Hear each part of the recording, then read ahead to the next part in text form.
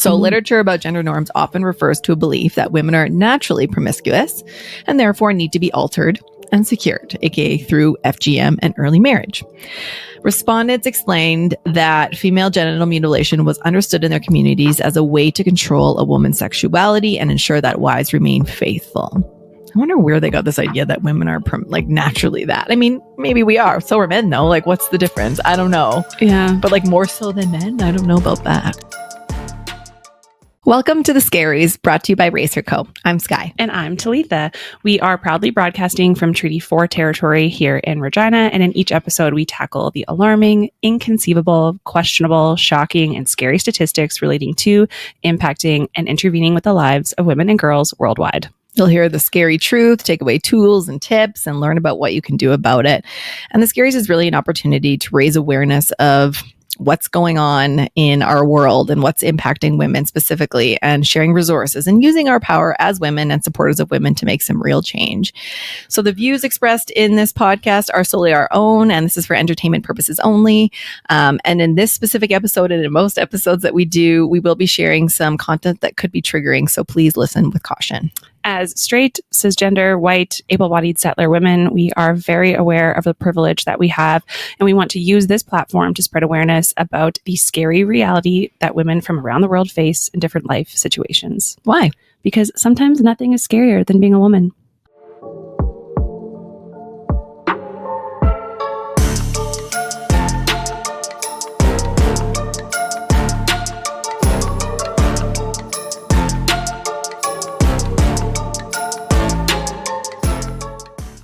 All right. For those of you who don't know, and I'm going to assume that most listening do not, and we're in the same boat, no judgment there.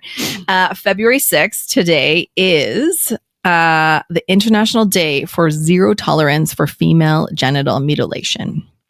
And this concept is sadly still very, very alive and well in the world we live in today. Yeah, I would say, I mean, you should hopefully know by now that the show isn't always sunshine and rainbows. Mm-hmm. And that's the exact reason why we're doing it. But we work very hard to shine light on the issues that are impacting women and girls from around the world.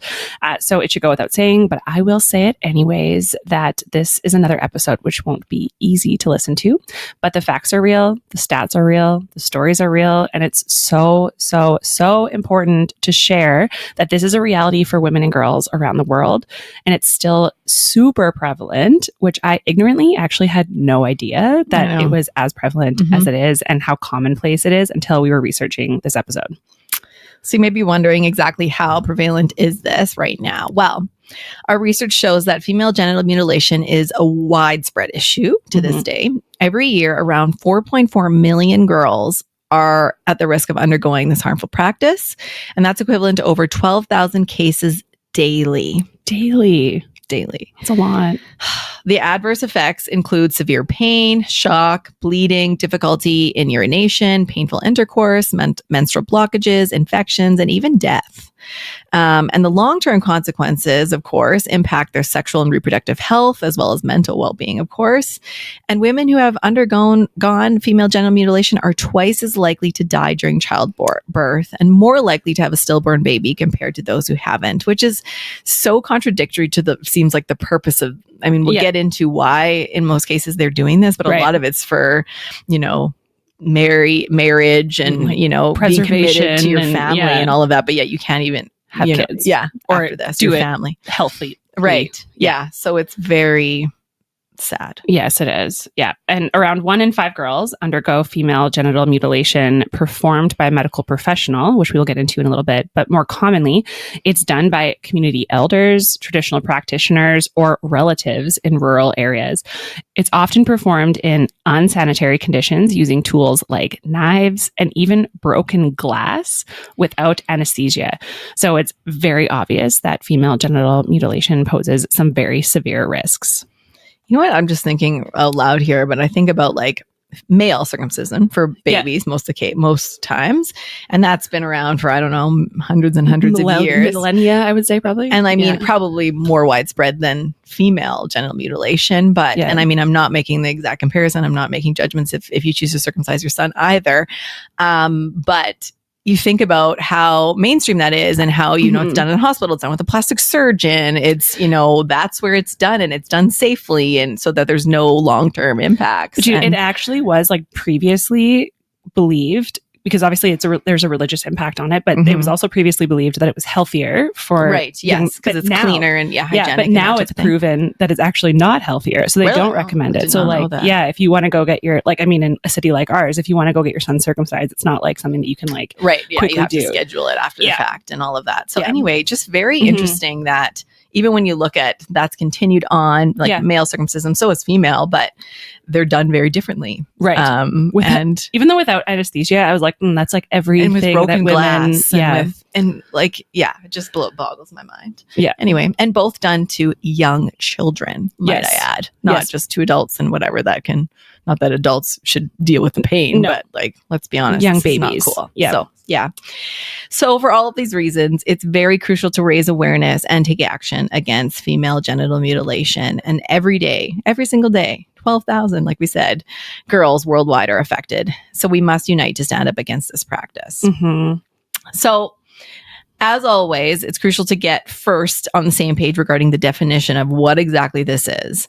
So female genital mutilation and cutting is a harmful tradition involving the cutting or removal of external female genitalia dating back over 2,000 years. It's typically done on girls from birth until before marriage. So kind of when they're like from babies to, I mean, in some of these countries could be 12, 10. Yeah, it's quite young. Yeah. And it's also known as female circumcision, like we mentioned.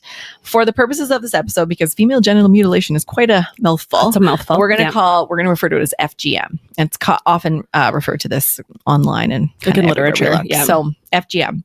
So FGM includes procedures altering or injuring female genitalia for non-medical reasons. This is fully aesthetic or social norms or whatever reasons. Cultural. And it's recognized internationally as a violation of human rights, health, and the integrity of girls and women. The World Health Organization classifies it into 4 types. And let me preface by saying that these classifications are pretty horrific. So type 1 is partial or total removal of the external clitoris and or prepuce. Sorry, I'm not medical. I don't know the exact technical term. So partial or total removal of the clitoris, pretty much.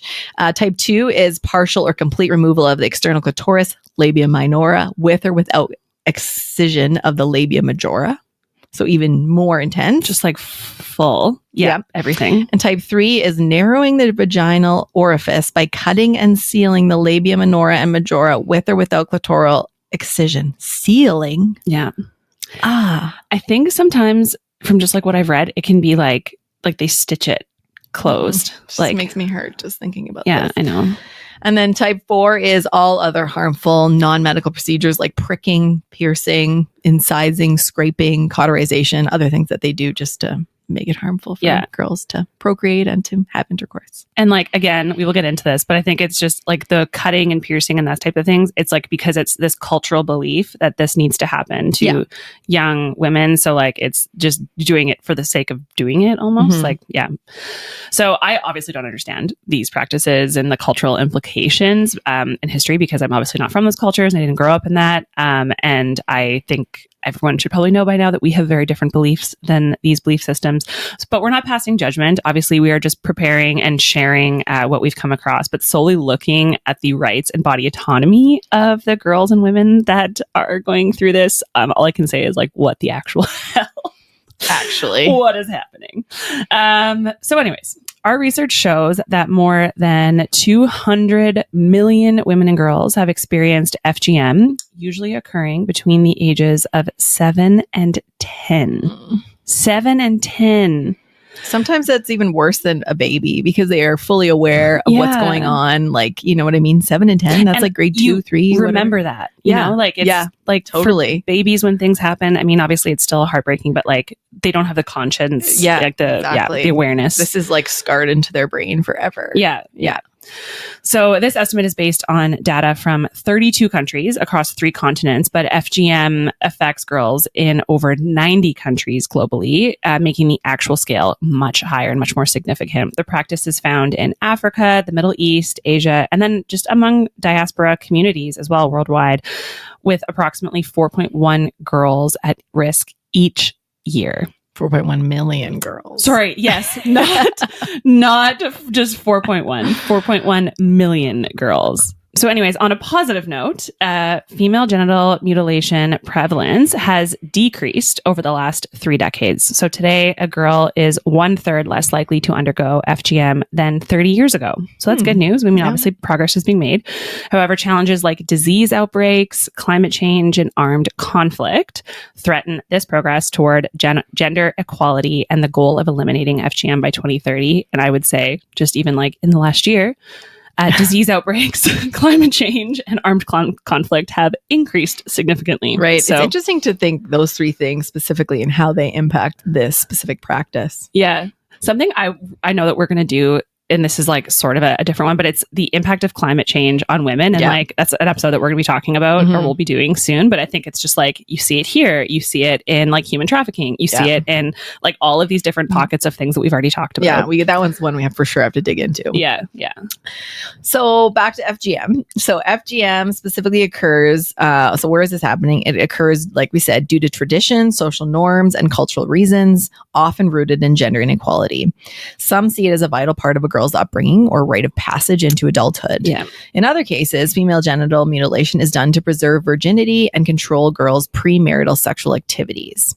Regardless, it is a severe form of discrimination against women and girls persisting due to deep-rooted traditions passed down through generations.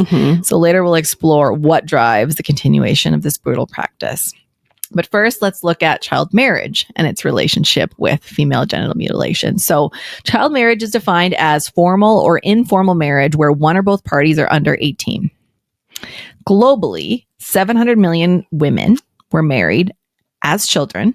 And as we previously noted, 200 million women have undergone female genital mutilation. So while these practices coexist in some contexts, they're not always linked, but it's important to look at the impact of child marriage in this context as well. Yeah. Both FGM and child marriage severely impact a girl's health, of course, development, education, quality of life, driven by gender inequality and social beliefs. And unsurprisingly, crisis and extreme poverty tend to exacerbate these practices and worsen situations, like we said. So, for example, in Nigeria, it's marked as one of the countries with the most child brides, and 82% of girls undergo female genital mutilation before 5 years old. 82%. That's a lot. In other countries viewing FGM as it is a rite of passage, like in Kenya, this often leads to early marriage as a result of that fact as well. So they're like not mutually exclusive, right. Obviously. You don't have to have one to have the other, but they tend to go together. Up. Yeah, they tend to show up in the same spaces. Yeah. So looking then more deeply at social norms, we found that FGM is deeply rooted in social and cultural traditions. So in some cases, it is seen as a rite of passage, as we said, into womanhood, while others see it as a way to suppress a woman's sexuality. So sometimes it's seen as like, we're doing this for you. And others, it's like, we're seeing it as like, you can't have any of these feelings or rights or anything.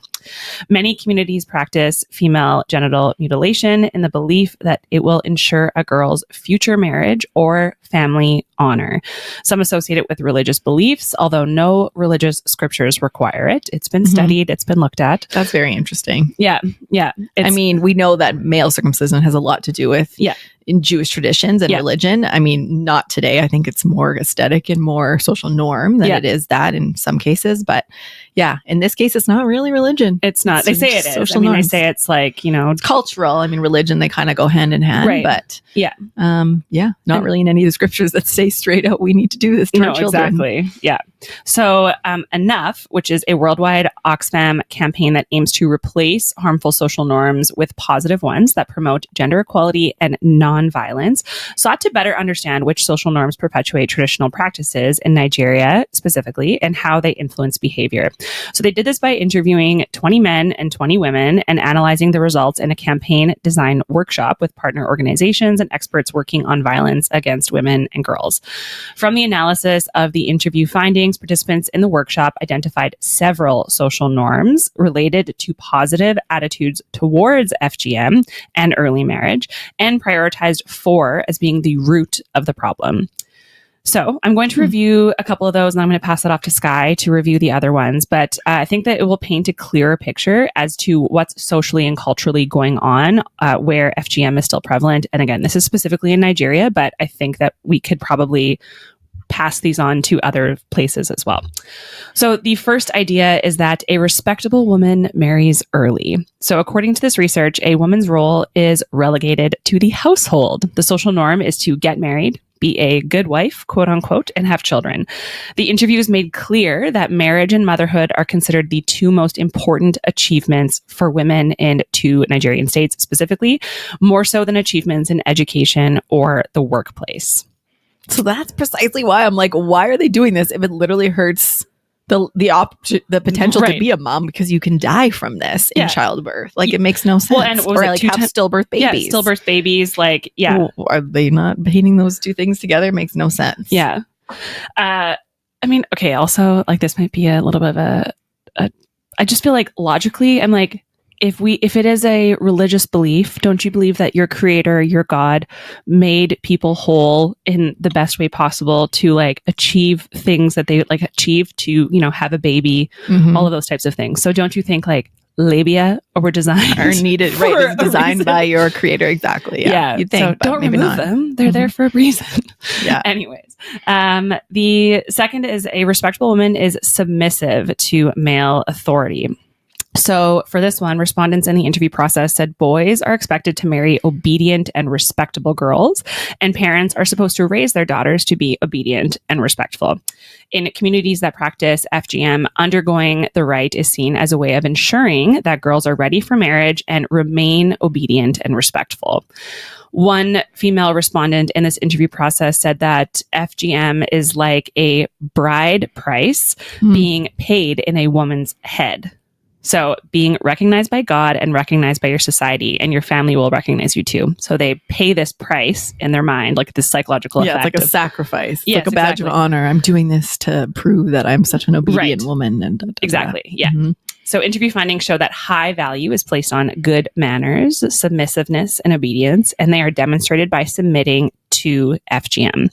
In all instances, women and girls have little say in decision around female genital mutilation and early marriage. Although women often decide to practice FGM on their daughters and or state that they want to undergo FGM, they do so since it is seen as an act of submissiveness to their husbands.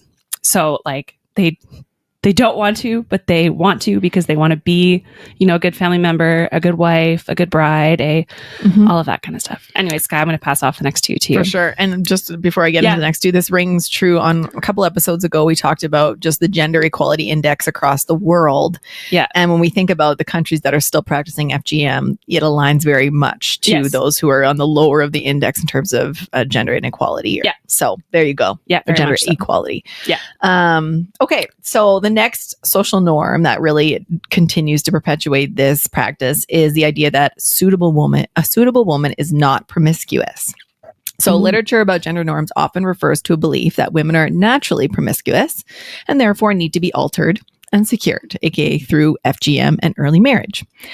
Respondents explained that female genital mutilation was understood in their communities as a way to control a woman's sexuality and ensure that wives remain faithful.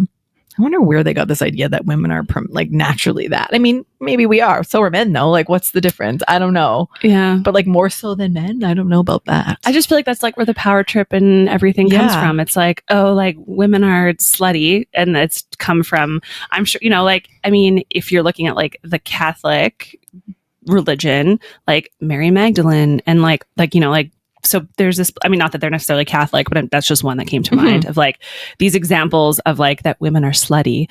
However, like men are allowed to have 17 wives. I think it's, to me, I think it's almost like, it's kind of reminds me of like an animal, like training your animal, keeping them close to you it's and property. Exactly. Yeah. And so it's like, it's not really about that. It's like, I just want this to be mine, and I want it to obey what I do and what I want, and don't really care what it wants. Yeah, so, totally.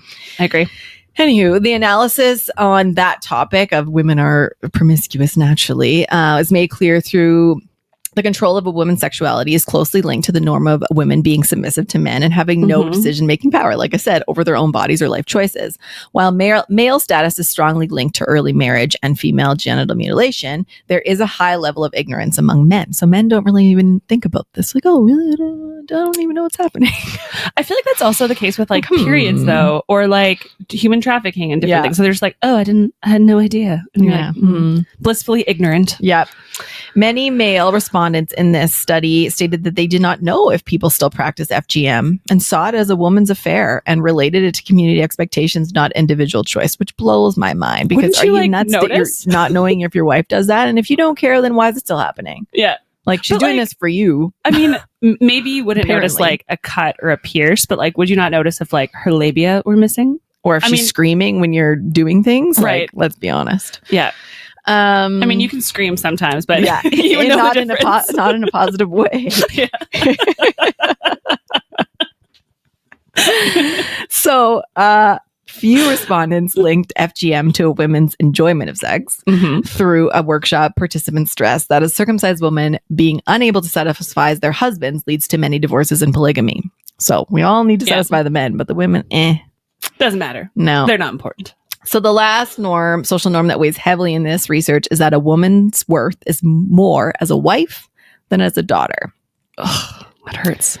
Yeah, because there's a price paid with with being a wife. So the first three norms we covered reflect women and girls having low worth in society, reinforcing unequal power relations in their marriage. The use of a dowry to determine the value of a woman indicates a society sees a woman as a liability. Complicated traditional practices related to dowry calculations enforce the monetary value of girls. And some respondents argued that families see girls as a monetary value, only as a monetary value. Half the respondents on early marriage mentioned that families regard girls as a financial burden because they have to owe all this money when they get married, right? Since they often do not contribute financially, but still need to be fed. There's just a mouth that needs to be. They don't contribute financially. Who's like dealing with the house and cooking and doing all the things while they're out, whatever they're doing. Yeah. The attitude is summed up in this phrase: you are worth more as a wife than as a daughter. Still, respondents did not agree about the importance of financial arguments in early marriage, and some saw the prospect of a dowry as a reason for early marriage in poor families. And while others say tradition is a stronger driver, some respondents said that even when there's no direct family pressure, girls sometimes feel forced into a marriage as a way to escape poverty or a bad home situation. So lots of things at play. Yeah. I mean, also like if you're not being valued as a daughter, you're probably like, well, let me just get out of here then and go be someone's wife, even if you're 12, even if you're... But the thing that gets even rooted deeper is like if women, they can't contribute financially, why? Because they're not allowed to go to school. Why? Yeah. Because this is an unequal society. Like this they can't get a job. They can't do this. Well, they could if you allowed some of those things. Yeah. Yeah. So it's just... They can't contribute, financially because they don't have the skills, because they weren't allowed to get those skills, because they weren't allowed to go to school, and because they had to stay home, and now they're a burden because they're at home. Yeah. No. Yeah. It's just a vicious cycle. It's brutal.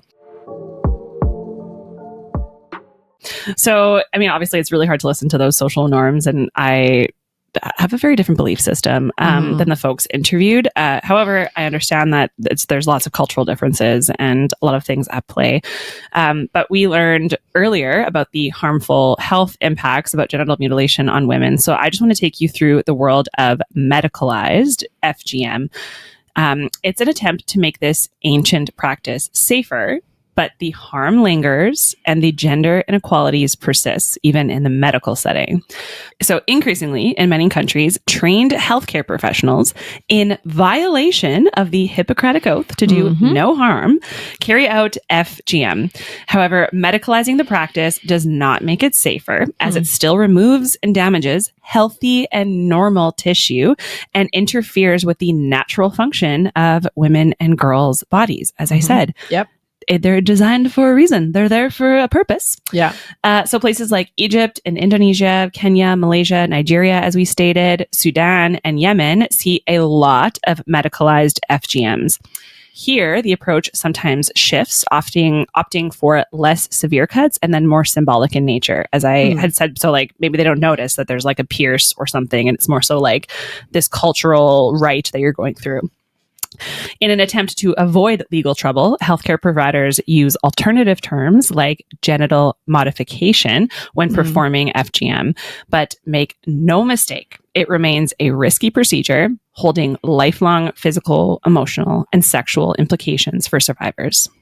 So despite the intentions, medicalizing female genital mutilation is not the answer. Doesn't matter how it's done, where, by who. It is not right. It still endangers women and girls, perpetuating gender inequality, deeply rooted, which is deeply rooted in this practice. And moreover, it hinders global efforts to eradicate female genital mutilation completely, because we're the medical people are saying, oh, this is okay. We're doing it. The push for medicalization comes from a desire to make FGM safer, and sometimes unintentionally spurred by awareness efforts focusing on its health consequences. However, this shift doesn't truly address the core issues and risks that come with this form of violence against women and girls. So they're like, well, you're saying that it's unhealthy and unsafe. A doctor's doing it. So like, it's got to be fine, but it's not. That's not the case. So the age-old question then, what is being done about it? The 2030 Agenda for Sustainable Development was adopted by all UN member states in 2015 following the Millennial Development Goals. There are 17 sustainable development goals that make up a call to action by countries to work together to end poverty, improve health, reduce inequality, and promote economic growth while also taking care of the environment. FGM is specifically integrated into the Sustainable Development Goals within Goal number 5, Target 5.3, which is to eliminate all harmful practices such as child, early, and forced marriage, and FGM. As FGM relates closely to quality education and maternal health, reducing FGM contributes to global goals in these areas. So the inclusion of FGM in the Sustainable Development Goals as a specific target highlights its significant negative consequences. It also creates a mechanism to call national governments to account and to advocate for policy responses that contribute to this global target. So following this, so that was in 2015, in 2016, the UN Human Rights Council adopted a resolution recognizing FGM as an act of violence against women and girls. It has urged countries to put in place national legislation prohibiting FGM and develop strategies for its enforcement. 27 of the 28 countries have signed and ratified one or more of the treaties that recommend they legislate against FGM. Interesting. Well, obviously these laws aren't working because, or they alone aren't the answer, right? No. Because this is still alive and well. Also, I feel like 2016 is like not that long ago. I know. I remember hearing about this. No, I don't either. Yeah. So of the 28 countries in Africa where FGM is practiced, 23 have national laws in place to specifically ban it. So the majority. Yet evidence suggests that anti-FGM laws are rarely enforced. And there's an absence of prosecutions across Africa and worldwide. As some communities justify under religious or local customary laws. Right. Yeah. There are serious challenges to the implementation and enforcement of these laws, clearly. Some of these challenges are systematic. For example, there are often few police or other government officials in these remote rural areas where this is happening. And so no one has the understanding or knowledge that this shouldn't continue to happen. There are also cultural challenges and conflicts of interest where police and local political and community leaders continue to support the practice for reasons of tradition, like we said, or even financial gain. Oh, so they're being paid off to be like, let me do this. So ultimately, while governments are the decision makers and can lead the way by introducing appropriate policies and legislation, they must be backed up by detailed strategies that ensure full implementation and enforcement of the law. It is also critical that legislative frameworks are implemented alongside programming that address social norms. Where legal norms are in strong contradiction of social norms, this can drive the practice of female genital mutilation underground, with cutting occurring at younger ages and in secret. When legal norms are aligned with social norms, or at least with a readiness to change social norms, they can support reductions in this practice. Yeah. So what can we do? How can we prevent this from continuing at the rates that it is? I mean, yes, we know it's decreasing and over 30 years, a third, but it's not fast enough. No. So the answer, similar to most of the answers of the actions on what do we do about this across all of the episodes, are around, it's not just one thing. It takes activism, advocacy, involves educational, legal, community-based interventions across the board. So lots of things need to be done. But here are some strategies that we found, and it's non-exhaustive, that we can do about this. And I'll note again that it is crucial to respect the local cultures while advocating for abandoning these harmful practices. So we can do both. So first of all, what we can do is education awareness. I mean, today is zero tolerance for FGM. So do you know what that is? Do your friends know what that is? Do your parents know what that is? Talk about your it. Spouses know what that is? Talk about what this is. It still exists. So please do educate yourselves and others. Next is implementing legal measures. Worldwide, we know we need these to actually enact and enforce the legal laws that we have in place against FGM to create a deterrent and to start prosecuting people for when this happens. So please, let's, lobby for that, being the laws. And as an individual, you can also work with governments and NGOs to advocate for and implement policies that support anti-FGM efforts. Last and certainly not least is to support victims and survivors. Similarly to a few of the other topics we've covered around violence against women and girls, too many women suffer in silence. As we heard in last week's episode about human trafficking, while there is an urgent need to address the illegal activity and obviously stop it in its tracks, there is also a need to care for those affected that is just as urgent. So while introducing laws and addressing the illegal activity, governments and NGOs also need to take a trauma-informed care approach and offer psychological support and counseling services for survivors of FGM to help them cope with trauma. And so obviously these just scratch the surface and are not necessarily things that we can all do and jump up after listening to this episode, as effective interventions often require a comprehensive, culturally sensitive approach that involves collaboration across various sectors and stakeholders. But as I said earlier, the more we do and the more we know, the better that we can do. So take action where you can. So thank you for joining us today as we confronted this very, very, very terrifying, but very real life statistics impacting women and girls, specifically girls. Please share this episode, rate and subscribe wherever you are listening, and stay tuned for more ways to make a positive impact. Together, we can make the world a little less scary for women and girls. Be sure to follow us on Instagram at RaceHerCo and scaries.podcast, and on TikTok at RaceHerCo. And remember that change starts with awareness and action, which is what we're doing here today. So thank you so much for being a part of the Scaries and becoming informed yourself and potentially taking action following this. We hope you do. Yes. And overall, for the pursuit of making the world a little less scary for it to exist as a woman. Bye. Bye.